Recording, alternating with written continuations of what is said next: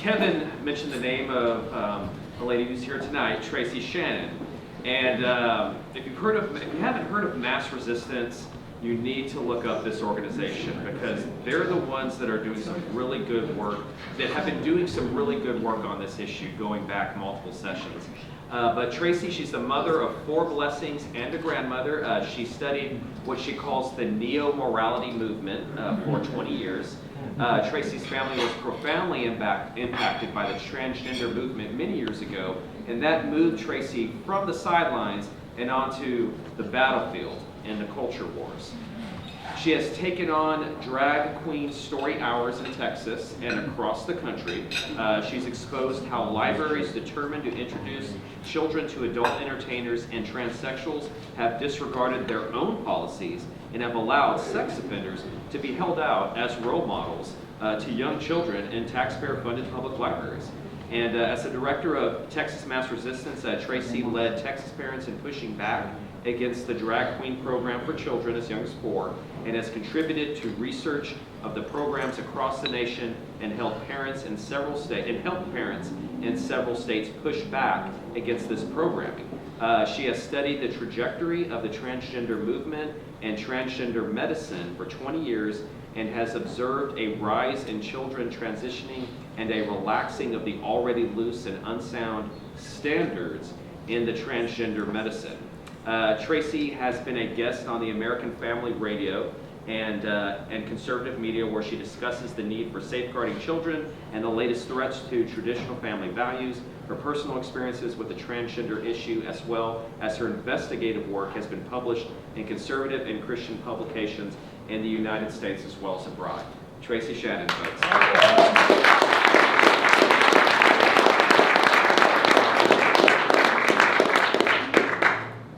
Well, you know from the video that I can yell. So if you can't hear me back there, just raise a hand and I'll talk a little louder. I'm so glad to be here tonight because, I'm really glad to physically be here because I recently recovered from COVID and I was really scared that I was about to become a Democrat voter.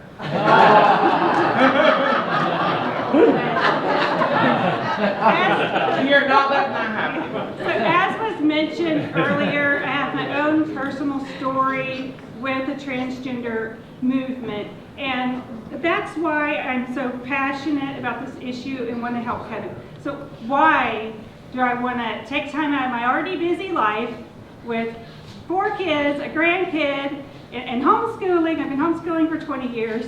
Why would I take time to help Kevin with his dream, which is to safeguard children? Well, because like Kevin, I'm passionate about this issue because I've seen it up front, close and personal. And once it impacts your life and hurts your children, you can no longer sit down and be quiet. It's very isolating to be someone like Jeff Younger and try to fight for your children by yourself, because nobody even knows what that's like.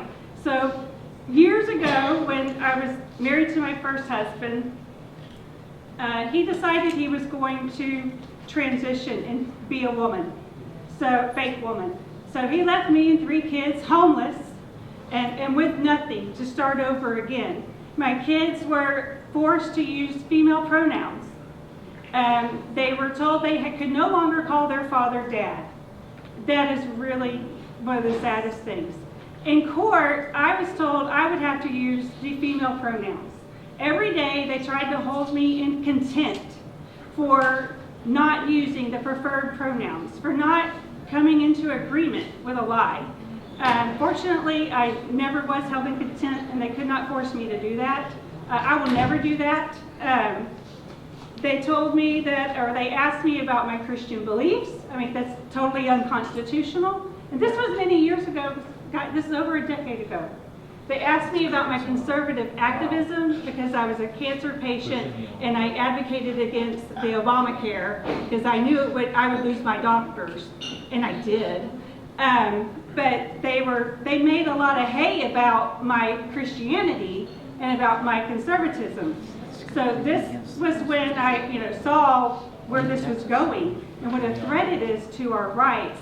And the first time I really saw the teeth of the transgender movement, I was still married to my first husband, and I had no idea about anything transgender. Okay? I didn't even know the word. And he told me, he confided finally after some signs of cross-dressing in the past. I didn't even really know what that word meant. And he confided that he had been cross-dressing, something I suspected but didn't fully understand.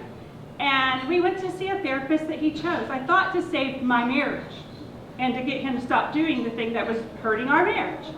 Well, instead, I was told that I must be a lesbian because I fell in love with a man who had an inner woman.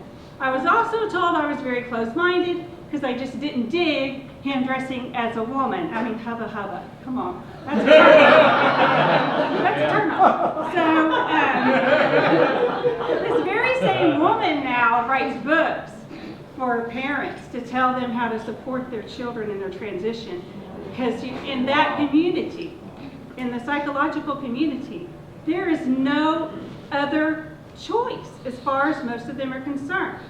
So not all, I know some that are good, but there's no other choice except for the affirmative model. So this person also wrote a letter behind my back, because I refused to go to her again after the accusation that I'm a lesbian. I'm pretty sure I get to choose my own sexuality.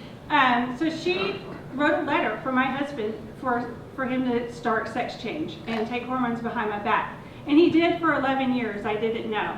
So does that sound ethical? Does it sound professional to tell me I'm a lesbian? Does it sound scientific, any of the things she did? That is your glimpse into how this transgender medicine operates. And through my ex-husband, and at the time, I was learning that people were getting, going around the standards of care, which were really loose anyway. You could get a sex change after 3 months of cross-dressing or telling your therapist you cross-dress, and people were doing that because they had a lot of money they could pay to do that. So the standards have been relaxed terribly over the years, but seeing how that affected my children, who are all mostly adults now, they have had a lot of issues.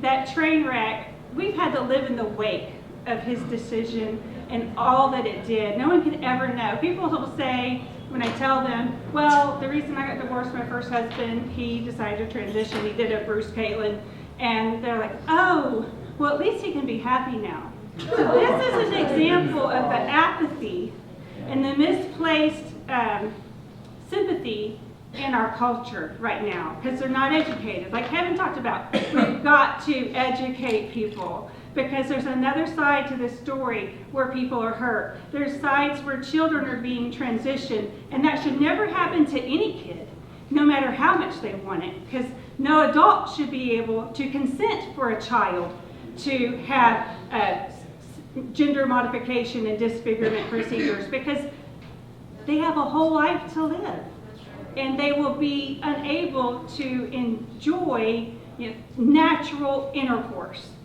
the way God designed us to be. And no one should be able to consent to that. But I never would have envisioned that I'd be working with someone like Kevin. Back whenever my first husband was cross-dressing and I was divorcing him, there was somebody in high school who was a drag queen, and I would see his stuff on Facebook. Well, I had to unfriend that guy because it was so traumatic to even see a man in makeup at the time. I never would have imagined I'd be working with an ex-drag queen and an ex-transsexual. It's funny how the way God works, because in 2019 I was watching a video of someone giving testimony online, and I was like, wow, and it was Kevin, and he said my name is James Whitt. Well, I was looking everywhere for James Whitt, and I kept going back to the video and I couldn't find him. So God really works in such mysterious ways, and now we're really close friends, and we're working together to fight the neo-morality movement, which is the movement that's replacing sound morals and undermining our social mores in our society. When I was used to see the stories of transgender, back when it was hardly ever on TV, not like now. There's so many rainbows everywhere that I think I'm tripping on LSD. And there's so many TV shows about about it, you think that every other person is transitioning or every other person is a homosexual. Back when I would, go see a movie like in the 90s, you'd see a little bit of this issue, and I would think about my family, and my husband, how's this affecting him? Well, the bigger issue is how's it affecting our culture? They're pushing this so much, and in our public schools, and it's not just the homosexuals and the transgenders who are pushing this. Ordinary people are pushing this because they think that's the right thing to do. They think that that is being helpful. Okay, they call it representation. I call it sexual grooming of children. Yeah. And that is part of our problem.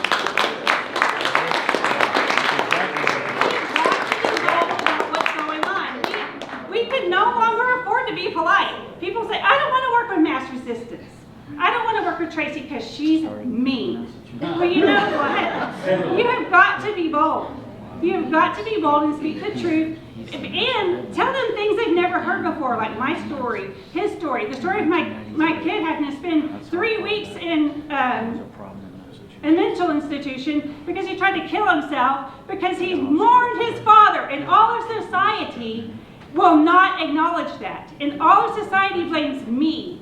You don't know how much I love my kids. I don't want any children to hurt the way they will grieve their entire lives for the father they're supposed to have had. And being there in person dressed as a woman, he has still ghosted them. That's what that is. It's ghosting of your children. Children have the natural right to a mother and a father. Amen.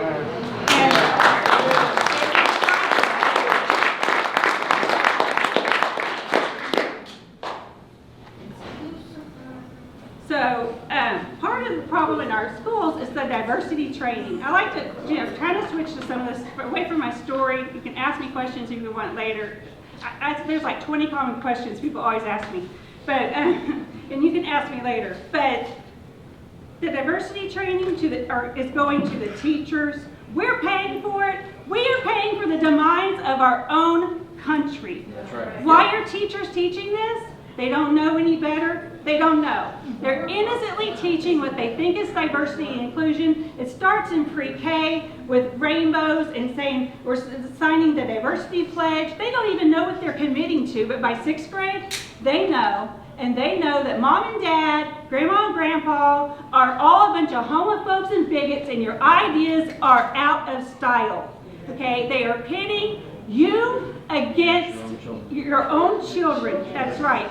And it's undermined the church. And one of the things I like to do is really research things. That's how I expose the drag queen, sex offenders, porn stars, prostitutes, and everything else they were holding out for our young children as role models. Those are not role models, okay, for kids. And it is not inclusion and representation. I mean, how much do you have to hate kids? How much do you hate those confused kids that you're holding out a sex offender, a drag queen, a stripper, a porn star, a pimp? I think one of them was a pimp. You're holding those out as role models for the confused kids who identify as LGBTQ. You don't love them if that's what you think that's all they can aspire to. Not love. And somebody needs to say that to these librarians and these sick, perverted teachers. Yes. And school board.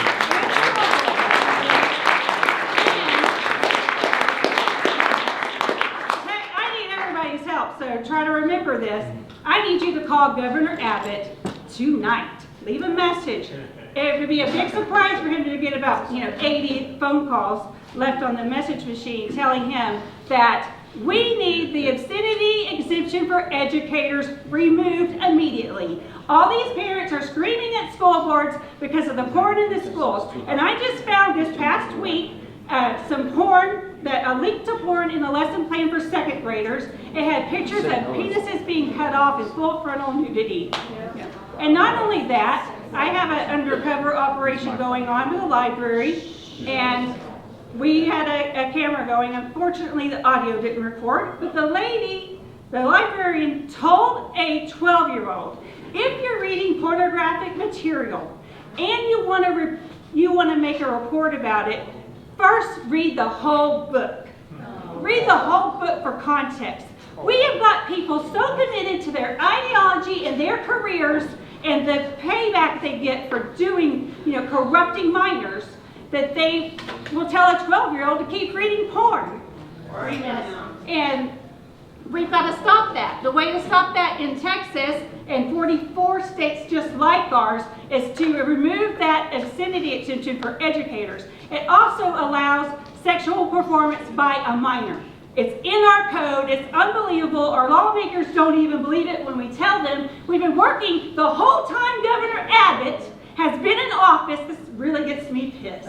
The whole time he's been in office, in 2 sessions, he hasn't protected children from gender modification. He punted to the CPS, and that is not enough. And he has not protected children from obscenity in the schools. So please, as Republicans, because I know we all are, because what else are we going to do? We cannot sit back and just vote Republican. We have to keep them accountable. We need someone to primary them in every race. And when you hire someone for a job, you don't just trust them, do you? No. You check on them. And you go back, and when they're not doing a good job, you tell them you risk being fired. Now, we did that to Jared Patterson this session, and he got upset. Called me crazy and trash and a bunch of other names. And that's not how I want to be treated by someone that I employ. So we've got a lot of work to do. I'm going to stop talking because it's someone else's turn who's probably more interesting than me. But I look forward to getting to know you all better. Please support the Whitt Project. This is something that God brought together. Thank you very much. Yeah.